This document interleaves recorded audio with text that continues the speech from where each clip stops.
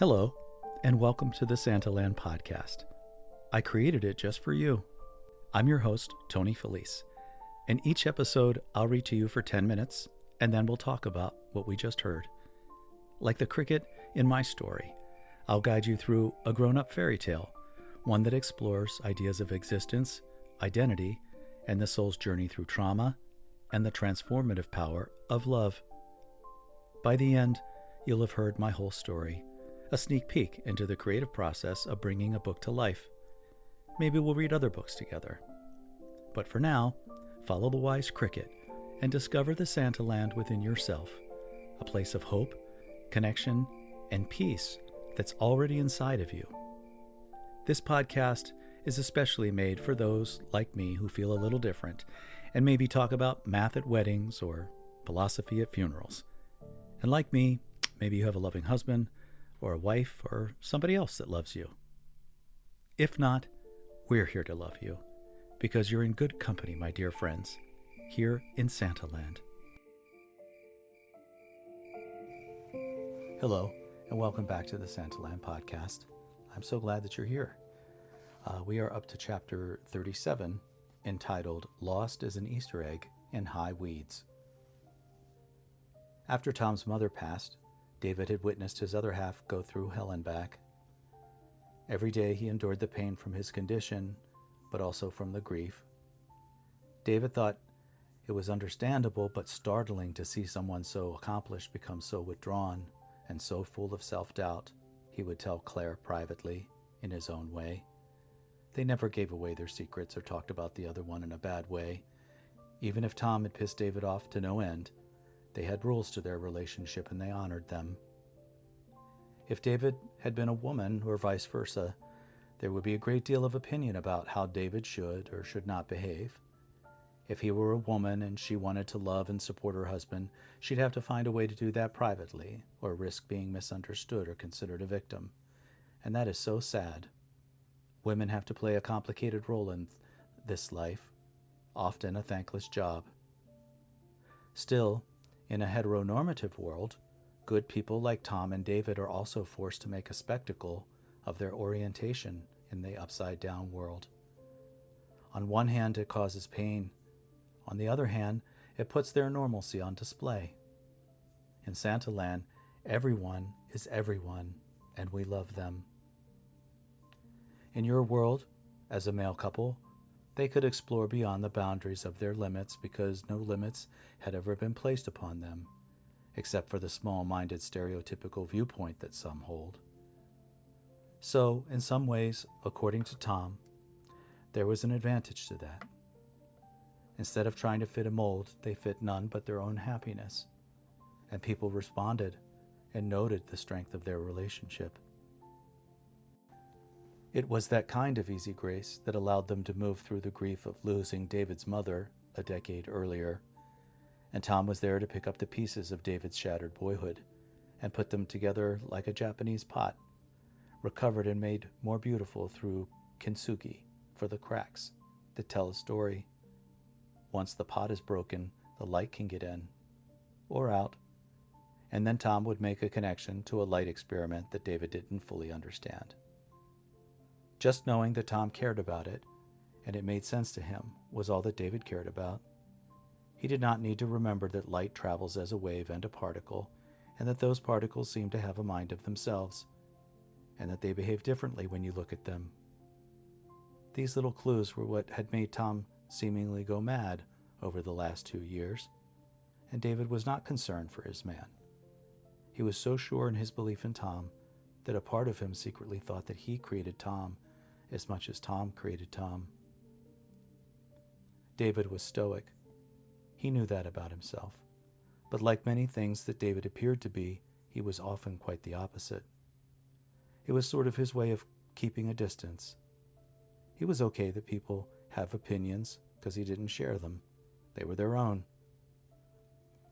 Such detachment was necessary, and he hoped Tom might learn that one day for himself.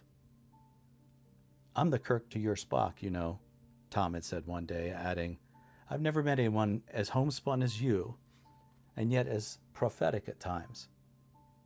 Where does all that come from? This kind of duality about you, where does that come from? David paused for what seemed an eternity. Then he rose to a 6'2" height and said simply, service. My family, we just have a service mindset. We don't think in terms of what we're supposed to do. We just do what's right. He didn't tell Tom that he'd been talking to Meredith quite a bit lately, just looking out for him. He was afraid of what that news might do to Tom, might manifest, maybe in more illness. Perhaps the body was an instrument of grief, sounding out of tune in sad chords, tense to breaking, until one last thing finally does break. David's mind drifted to the last phone call with Meredith.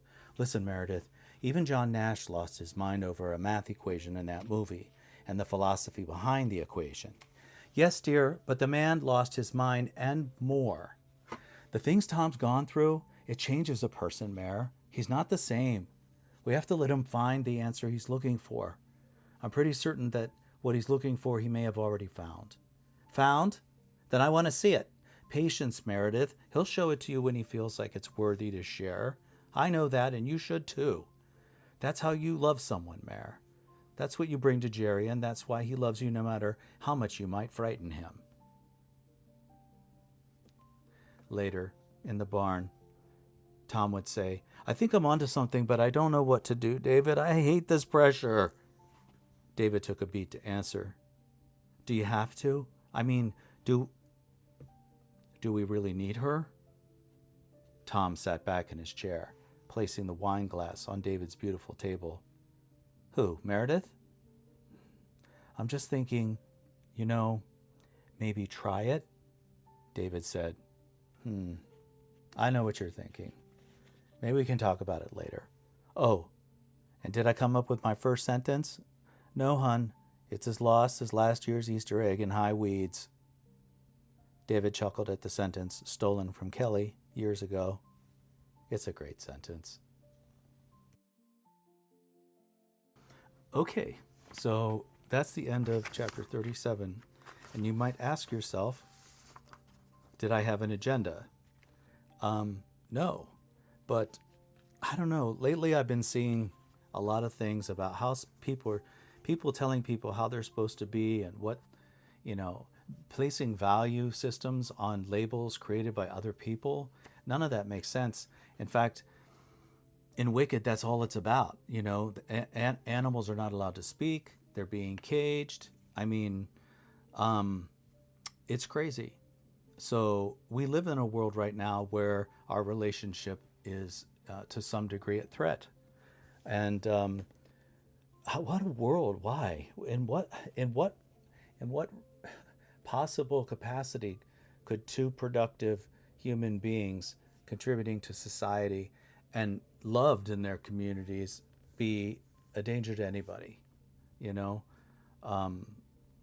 That are just living their life like everybody else. So I think it was important. I'm a feminist, so I stick up for women all the time. And so here, these crazy roles have been created and labels, the way women are supposed to behave. It's so complicated. And then, us as a male couple, we're forced to make a spectacle of something that should be just mundane and private.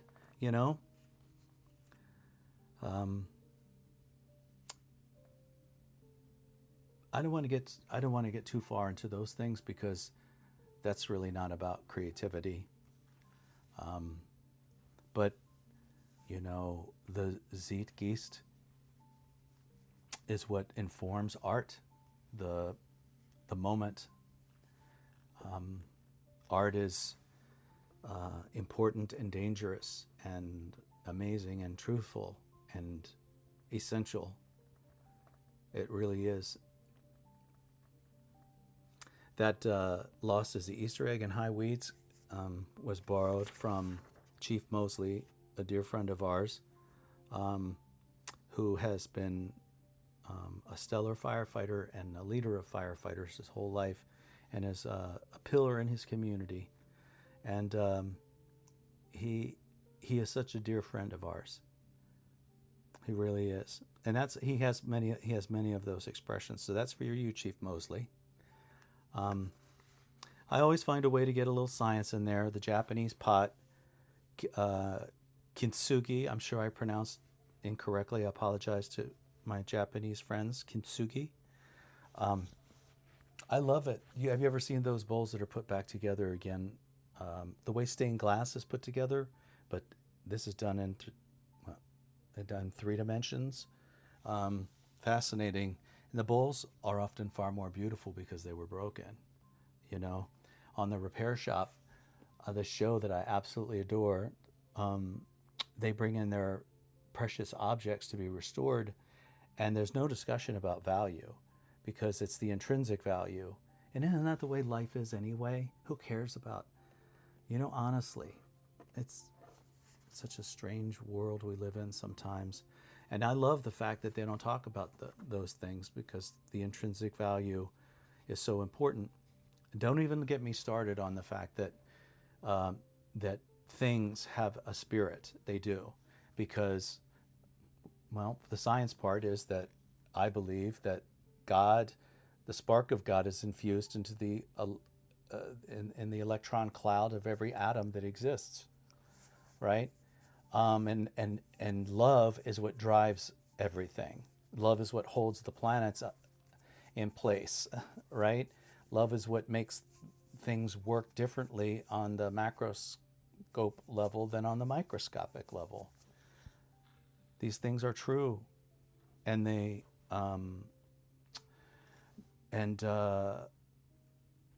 ultimately, if you look at the Heisenberg principle, which is a math equation that hopes to ascertain when a particular subatomic particle may appear in space, because they appear and disappear. Everything that's made up of everything appears and disappears. It sort of led me to the conclusion that all of this is a signal and it's a blink. It's like blink, blink, blink. Reality, every second is a new reality to some degree, carrying with it threads of the past that you need to learn whatever it is that you need to learn, which sounds super woo-woo, but science brought out spiritualism in me, a deeper relationship with God, a deeper relationship to my relationships. And the answer has always been to kind of go quietly into the night, to